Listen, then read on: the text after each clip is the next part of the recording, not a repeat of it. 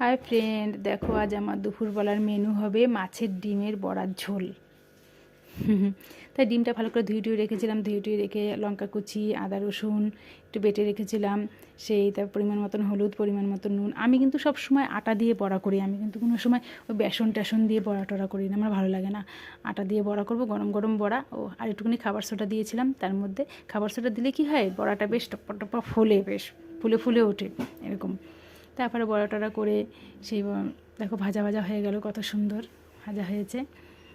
তারপরে আলু টালু দিয়ে সেই বড়া তরকারি করলাম, গোট গোট করে আলু কেটে তারপরে তরকারি করেছিলাম।